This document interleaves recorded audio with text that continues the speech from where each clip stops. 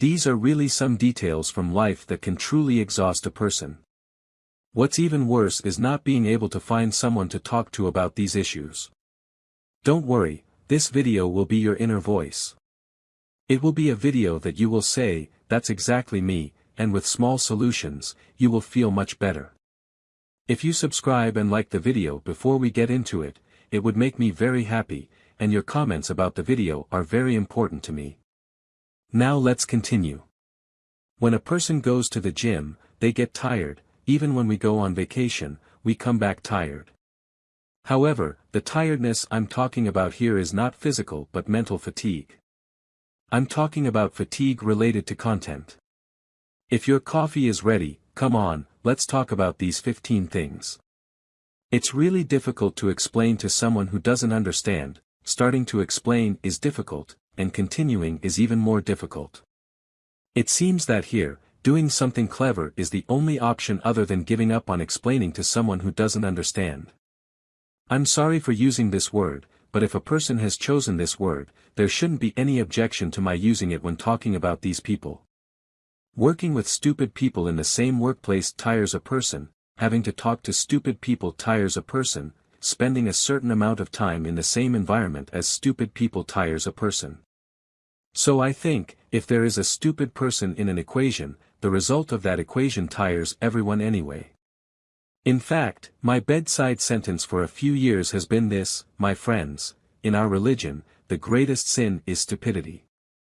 If we are going to list things that bother people, I believe ignorance definitely plays a role in leadership. There's probably not much need for debate on that. By the way, ignorance is, of course, related to education, but it doesn't mean lack of education. Being unaware of important information and facts implies a lack of cognitive capacity in a sense. I solved this equation years ago with the following example: in the universe, every living being has prominent features. The eyes and claws of an eagle, for instance, can be so perfect that it can see a rabbit on the ground from the top of a mountain. However, even with these features, if the brain is not utilized, how would that bird be perceived, and how could it communicate with other birds? What could you possibly convey to that bird? You can't come and tell it about the things you've seen and experienced. It doesn't listen. It doesn't use its wings, neglecting its only distinctive feature. I liken humans to this scenario. I liken them to a living being that doesn't utilize its only feature.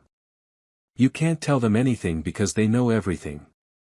You can't teach them anything because they are aware of everything. You can't show them something and change their opinions because they have severed their connection with reality and reason. They live by their beliefs, only adhering to whatever beliefs happen to be prevalent in their surroundings. To love is the most beautiful thing, but if things take a wrong turn, the most exhausting, distressing, and stressful thing is waiting for someone you love to love you back. You exert effort, strive, and wait for them to come back to you. It's a moment when you find yourself wandering in the darkness, amidst emptiness, just waiting for time to pass. Nothing else feels right, you don't want to see anyone else, hear anything but their voice. Your patience wears thin, and even as you make efforts, you've never been so tired in one place. In fact, people say, "Okay, let it end negatively, just let it end." In matters of love, even expecting negative outcomes doesn't tire you as much. People exhaust me, friends. Doesn't a person who talks a lot have a low probability of talking well? Maybe they're talking about the past, I'm not interested. Maybe they're talking about someone else, I'm not interested. Maybe they're talking behind someone's back, I'm not interested. Just please, either be blessedly silent or change the subject. If someone is staring at you blankly, please, just stop talking or change the topic. I mean, don't continue talking with all your might. Sometimes, not doing small tasks accumulates things you haven't done because it hasn't come yet. You end up carrying a burden in your life, and under that burden, you are crushed throughout your lifetime. The effort and time we spend on people who are not worth it really weigh heavily on a person. Even worse, I can't spend it on people who are worth it. This is really bad because we are talking about things that tire us here, and there is a perpetrator of this. We get tired, and someone else is causing it, though someone else could be someone among us. Therefore, not dedicating effort and time to a person who is worth it also tires a person. After all, what we call justice is everything in its right place.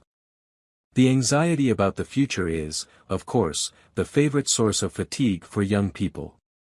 Brain drain, as mentioned before, is already a consequence of what I've said.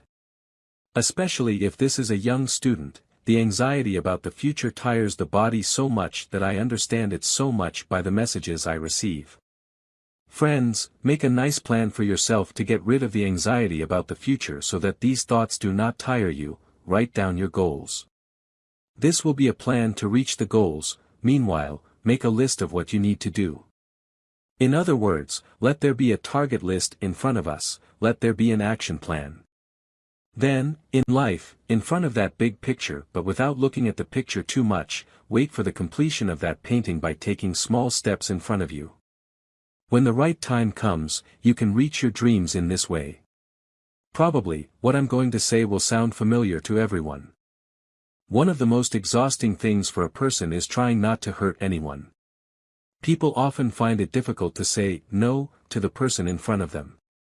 We willingly live at the beck and call of everyone, and our life motto seems to be, yes to everything, don't hurt anyone, yes to you, I won't hurt you either. What happens next? Don't do that, catch up with this, finish the work of that, cover the gap for this. In many aspects, it's as if we are tearing ourselves apart, engaged in a kind of war. We look back and realize that there's nothing left of ourselves. Our existence has turned into fulfilling the needs of others. Where are the people we once fought for, worked for, and struggled not to hurt? Living in the same cycle, constantly trying not to offend while fulfilling the needs of others, takes a toll. We all had big dreams when we were young, but now we see that our actions are the same, what we do at home is the same.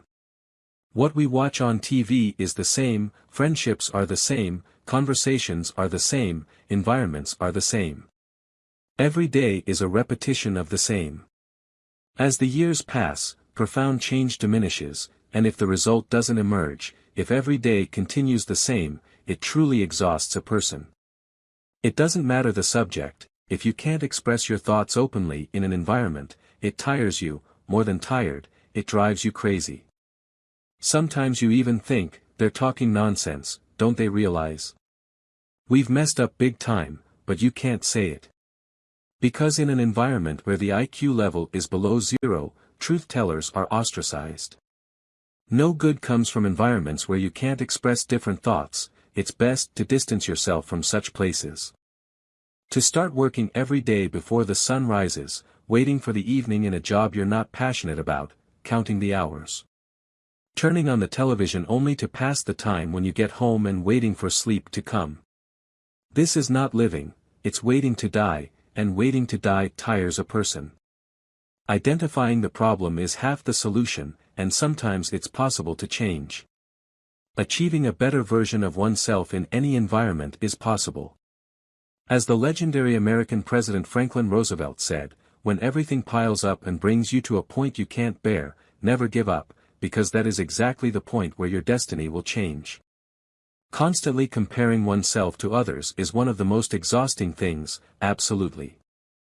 There is a healthy version of this. Small competitions can be beneficial, but we are talking about a significant illness. Living with this mindset is not possible, my friends, it exhausts a person greatly.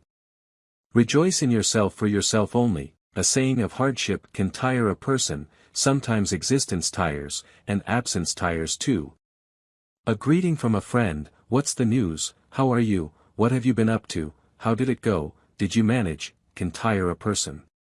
Worse still, there is no such message, they have never said such a thing.